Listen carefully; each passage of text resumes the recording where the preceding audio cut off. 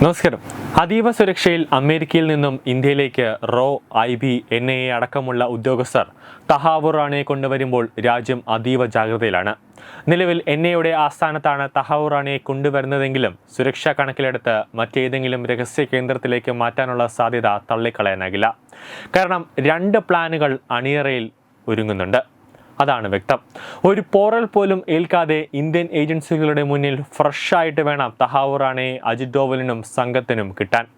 അതുകൊണ്ട് തന്നെയാണ് അവർ 2 രീതിയിൽ പ്ലാൻ എക്സിക്യൂട്ട് ചെയ്യുന്നത്. കൂടാതെ ബുള്ളറ്റ് പ്രൂഫ് വാഹനത്തിലായിരിക്കും കൊണ്ടുവരുന്നത്. അതായത് SWAT എന്ന് പറയുന്ന special weapon and task team.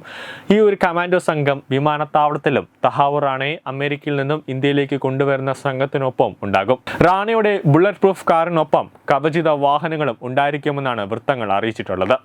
Bullet proof വാഹനത്തിനോടൊപ്പം ഒരു മാർക്സ്മാൻ വാഹനവും സജ്ജമായി വച്ചിട്ടുണ്ട്. ഏത് തരത്തിലുള്ള ആക്രമണത്തെയും നേരിടാൻ കഴിയുന്ന വളരെ സുരക്ഷിതവും കവചിതവുമായ ഒരു കാറാണ് മാർക്സ്മാൻ വാഹനം. തീവ്രവാദികളും ഗുണ്ടാ സംഘങ്ങളും ഉൾപ്പെടെയുള്ള ഉയർന്ന അപകട സാധ്യതയുള്ള വ്യക്തികളെ കോടതിയിലേക്കോ മറ്റ് ഏജൻസികളിലേക്കോ കൊണ്ടുപോകുന്നതിനാണ് സുരക്ഷാ ഏജൻസികൾ ഇത് സാധാരണയായി ഉപയോഗിക്കുന്നത്. കൂടാതെ ജാമറുകൾ സജ്ജീകരിച്ചിട്ടുണ്ട്. NIA ഉദ്യോഗസ്ഥർ ചോദ്യം ചെയ്യുമെങ്കിലും അജിത് ഡോവലിന്റെ പ്രത്യേക സംഘം തഹാവൂർ റാണയെ ചോദ്യം ചെയ്യും. കൂടാതെ ഇന്നലെ IB മേധാവികൾ അജിത് ഡോവലുമായും അതോടൊപ്പം തന്നെ അമിത്ഷായുമായും ചർച്ച നടത്തിയിട്ടുണ്ടായിരുന്നു. ലോസ് ഏഞ്ചൽസിലെ മെട്രോപൊളിറ്റൻ ഡിറ്റൻഷൻ സെന്ററിലായിരുന്നു റാണയെ ഇന്ത്യയുടെ ആവശ്യം പരിഗണിച്ചാണ് കൈമാറിയത്. നരേന്ദ്രമോദി സർക്കാർ 2019 മുതൽ നടത്തുന്ന നയതന്ത്ര യുദ്ധങ്ങളുടെ ഒരു വിജയമാണ് തഹാവൂർ റാണയെ വിട്ടുകിട്ടിയതിൽ പ്രതിഫലിക്കുന്നത്. റാണയുടെ കാര്യം സൂചിപ്പിച്ച് 2019 ഡിസംബറിലാണ് വിദേശകാര്യ മന്ത്രാലയം വഴി അമേരിക്കയ്ക്ക് കത്ത് നൽകുന്നത്. പിന്നീട് അറസ്റ്റ് ആവശ്യപ്പെട്ട് 2020 ജൂണിൽ കത്ത് നൽകി. ഇതാണ് പ്രതിയുടെ കൈമാറ്റത്തിലേക്ക് എത്തിയത്. റാണയുമായി NIA മുംബൈ, ആഗ്ര, ഹാപൂർ, കൊച്ചി, അഹമ്മദാബാദ് നഗരങ്ങളിൽ തെളിവെടുപ്പ് നടത്തും. 2008 ഭീകരാക്രമണത്തിന് മുമ്പ് ഈ നഗരങ്ങളിലെല്ലാം റാണ തന്റെ ഭാര്യയ്ക്കൊപ്പം സന്ദർശനം നടത്തിയിട്ടുണ്ട്. പാക് ഭീകരരെ മുംബൈയിൽ എത്തിച്ചതും അവർക്ക് മാർഗനിർദ്ദേശം നൽകിയതും ആരൊക്കെ, അവർക്ക് പാക് സൈന്യം, ചാരസംഘടന എന്നിവയുമായുള്ള ബന്ധം, ഭാരതം തൂക്കിക്കൊന്ന മുഖ്യപ്രതി അജ്മൽ കസബുമായുള്ള ബന്ധം എന്നിവയെല്ലാം ഏജൻസി ഇയാളോട് തിരക്കും. റാണയുടെ കൂട്ടുപ്രതി ഹെഡ്ലി അമേരിക്കയിൽ 35 വർഷത്തെ തടവിന് വിധേയമായി കൊണ്ടിരിക്കുകയാണ്. 2009 US അന്വേഷണ ഏജൻസി FBI ഹെഡ്ലിയെ അറസ്റ്റ് ചെയ്തത്. സൈനിക ഡോക്ടറായിരുന്നു റാണ. പാക് വംശജനും US ഭീകരനുമായ ഡേവിഡ് കോൾമാൻ ഹെഡ്ലിയുമായി അനുയായിയായിരുന്നു. 2008 മുംബൈ ഭീകരാക്രമണത്തിന്റെ മുഖ്യ സൂത്രധാരനാണ് ഹെഡ്ലി. ഹെഡ്ലിക്കും തഹാവൂർ റാണയ്ക്കും പാക് ഭീകര സംഘടനയായ ലഷ്കർ ഇ തോയ്ബയുമായും പാക് ചാരസംഘടനയായ ISIയുമായും അടുത്ത ബന്ധമാണ് ഉണ്ടായിരുന്നത്. തന്റെ ആരോഗ്യം മോശമാണെന്നും ഇന്ത്യക്ക് കൈമാറരുതെന്നും ആവശ്യപ്പെട്ട് റാണ നൽകിയ ഹർജികളെല്ലാം US കോടതികൾ തള്ളിയിരുന്നു. അതോടൊപ്പം തന്നെ പാകിസ്ഥാൻ വിദേശകാര്യ മന്ത്രാലയം പറയുന്നത് റാണ പാക് വംശജനല്ല, കനേഡിയൻ വംശജനാണെന്നാണ്. പക്ഷേ എല്ലാ തെളിവുകളും പാകിസ്ഥാനിലേക്കാണ് പോകുന്നത്. കാരണം റാണ ഒരുപാട് കാലം ജീവിച്ചത് പാകിസ്ഥാനിലായിരുന്നു. പാകിസ്ഥാനിൽ ഇന്ത്യൻ മുജാഹിദും അതോടൊപ്പം തന്നെ ISIയുമായി നല്ല ബന്ധം റാണയ്ക്കുണ്ടായിരുന്നു. നിലവിൽ റാണയ്ക്ക് മൂത്രാശയ അർബുദമാണ്. ഇതിനു പുറമെ പാർക്കിൻസൺസ് രോഗവുമുണ്ട്. ഡോക്ടറിൽ നിന്ന് ഭീകരവാദത്തിലേക്ക് വഴിമാറിയ തഹാവൂർ റാണയുടെ ജീവിതം ഞെട്ടിക്കുന്നതാണ്. ഇയാളെ കൈമാറുമെന്ന് പ്രധാനമന്ത്രി നരേന്ദ്രമോദിയുമായുള്ള കൂടിക്കാഴ്ചയിൽ പ്രസിഡന്റ് ഡൊണാൾഡ് ട്രംപ് പ്രഖ്യാപിച്ചിരുന്നു. ഇന്ത്യയിലെത്തി സ്ഫോടനം നടത്തേണ്ട സ്ഥലങ്ങൾ നോക്കിവെക്കാനും തയ്യാറെടുപ്പുകൾ നടത്താനും ഹെഡ്ലിക്കും വേണ്ട സൗകര്യങ്ങളെല്ലാം ഒരുക്കി നൽകലും തഹാവൂർ റാണയാണ്. ഭീകരാക്രമണത്തെ വാഴ്ത്തിപ്പാടിയ റാണ ഇതിന് മുതിർന്ന പാക് ഭീകരർക്ക് ഉയർന്ന പാക് സൈനിക പുരസ്കാരങ്ങളും ബഹുമതികളും പ്രഖ്യാപിക്കണമെന്ന് ആവശ്യപ്പെട്ടിരുന്നു.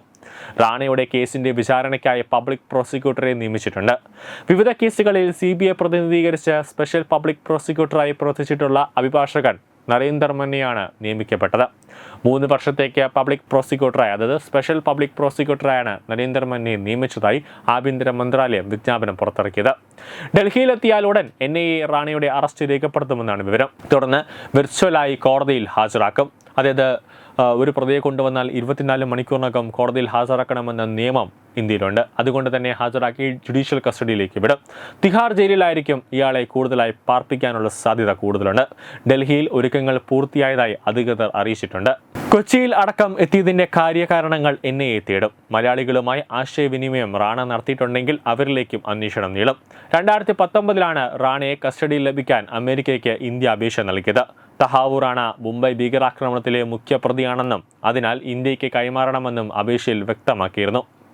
റാണയെ ഇന്ത്യക്ക് കൈമാറുന്നത് തടയാനാവില്ല എന്ന് US സുപ്രീം കോടതി ഉത്തരവിട്ടിരുന്നു.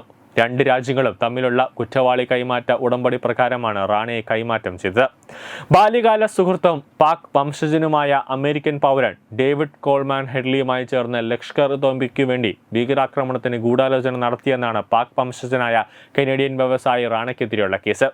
2008 നവംബർ 26-നായിരുന്നു മുംബൈയിലെ ഭീകരാക്രമണം നടന്നത്. Taj hotel, Oberoi Trident hotel, Chhatrapati Shivaji terminal, Leopold's cafe, Mumbai Chabad house, Nariman house, metro cinema എന്നിവിടങ്ങളിലാണ് ആക്രമണമുണ്ടായത്. ഭീകരാക്രമണത്തിൽ 6 അമേരിക്കക്കാർ ഉൾപ്പെടെ 166 പേർ കൊല്ലപ്പെട്ടു. കടൽ മാർഗം മുംബൈയിലെത്തിയ 10 പാകിസ്ഥാൻ ഭീകരർ 60 മണിക്കൂറിലധികമാണ് മുംബൈയെ മുൾമുനയിൽ നിർത്തിയത്. ഇതേ കേസിൽ പിടിയിലായ പാക് ഭീകരൻ അജ്മൽ കസബിനെ വിചാരണ ചെയ്ത് 2012 November 21-ന് തൂക്കിലേറ്റിയിരുന്നു.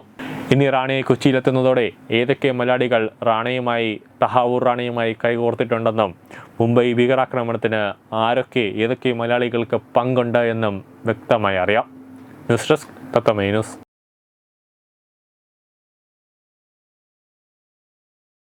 Branding partner Edubix online executive education, focus physiotherapy centre Pattom, Unnath engineering Gujarat, തീർത്ഥയാത്ര.com, iron build Gujarat, PRS hospital Killipalam Thiruvananthapuram.